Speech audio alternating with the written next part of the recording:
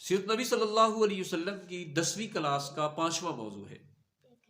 آپ صلی اللہ علیہ وسلم کے طائف کی واپسی کا سفر ہم پڑھ رہے تھے، تو جب پتھر کھا کھا کہ آپ صلی اللہ علیہ وسلم آگے آئے، آپ کی جوتیوں سے، آپ کے پاؤں سے خون رس رہا تھا، جگہ جگہ پتھر لگے تھے، زید بن حارثہ کا سر پھٹا ہوا تھا، تو آپ نے ایک انگوروں کے باغ کے اندر پناہ لی۔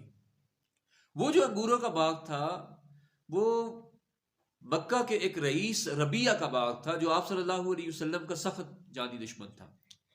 اس کے 2 بیٹے عتبہ اور شیبہ اس وقت باغ کے اندر موجود تھے، اور وہ دیکھ رہے تھے لڑکوں کا نبی کریم صلی اللہ علیہ وسلم کو پتھر مارنا۔ جب آپ صلی اللہ علیہ وسلم اس باغ میں گئے تو لوگوں نے بھی دیکھ لیا کہ یہ باغ قریشیوں کا ہے، اور آپ صلی اللہ علیہ وسلم قریش کے باغ میں چلے گئے ہیں، تو یہاں سے پھر وہ واپس چلے گئے۔ اب یہ عتبہ اور شیبہ دونوں دیکھ رہے ہیں، لیکن یہ آپ صلی اللہ علیہ وسلم کے سامنے نہیں آئے، محمد صلی اللہ علیہ وسلم کے سامنے نہیں آئے، قریب آ کے دلجوئی نہیں کی، لیکن دور سے ہی دیکھتے رہے۔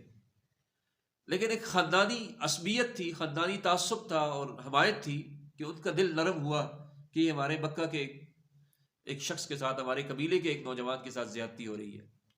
تو انہوں نے اپنے ایک نوکر تھا جو اس باغ کا، عداس جس کا نام تھا، اس کو بلایا اور انگوروں کا ایک خوشہ توڑا اور اس کو تشتری میں، پلیٹ میں، برتن میں رکھ کے کہا کہ یہ جا کے محمد کو دے کے آ جاؤ۔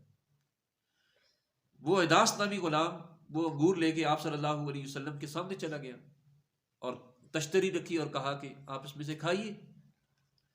آپ صلی اللہ علیہ وسلم نے انگور کا دانہ توڑا اور جب منہ کی طرف لے کے گئے تو پڑھا بسم اللہ الرحمن الرحیم، تو عداس کے کان کھڑے ہو گئے۔ اس نے کہا کہ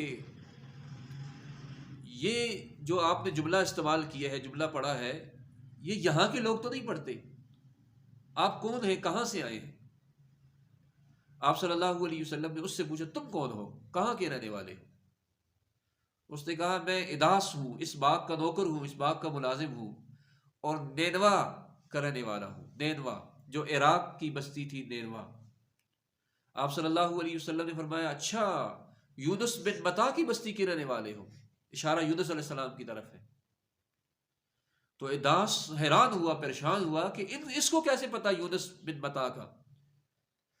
تو عداس نے کہا کہ آپ کو کیسے پتا کہ یونس بن متا کا، کہ وہ کون تھے کون نہیں تھے؟ تو آپ صلی اللہ علیہ وسلم نے فرمایا کہ وہ نبی تھے، میرے بھائی تھے، اور میں بھی نبی ہوں، مجھے بھی اللہ نے نبی بنا کے بھیجا ہے۔ یہ جملہ کہنے کی دیر تھی کہ عداس نے نبی صلی اللہ علیہ وسلم کا ماتھا چوما، ہاتھ چومے، پاؤں چومے، اور کہا کہ یہ بات نبی کے علاوہ اور کوئی نہیں کر سکتا۔ اب عتبہ اور شیبہ جو ہے وہ دور کھڑے دیکھ رہے تھے۔ انہوں نے جب اپنے غلام کو نبی صلی اللہ علیہ وسلم کو چومتے ہوئے دیکھا، انہوں نے کہا کہ یہ بندہ تو گیا، ہم نے اس کو کس کام کے لیے بھیجا تھا، اور آگے یہ محمد کا گرویدہ ہو گیا، محمد کا غلام بن گیا۔ ان کے درمیان اور باتیں بھی ہوئی، اسلام بھی قبول کر لیا اس عداس نے۔ جب یہ برتن لے کے واپس اپنے مالکوں کے پاس گیا، عتبہ اور شیبہ کے پاس، تو ان سے کہنے لگے کہ تمہیں کیا ہو گیا کہ تم محمد کے ہاتھ پاؤں چومتے رہے ہو؟ اس نے کہا کہ اس شخص نے ایک ایسی بات مجھے بتائی ہے کہ جو نبی کے علاوہ کوئی نہیں بتا سکتا، یعنی یونس علیہ السلام کی طرف اشارہ کیا کہ نبی کے علاوہ کسی کے پاس اس بات کا علم نہیں ہے، اس سے پتہ چلتا ہے کہ یہ نبی ہے۔ تو عتبہ اور شیبہ نے اپنے غلام کو ڈانٹا اور کہا کہ تم عیسائی ہو اور تمہارا مذہب ان کے مذہب سے بہتر ہے، لہذا تم عیسائی ہی رہو۔ لیکن عداس نے اسلام قبول کر لیا تھا۔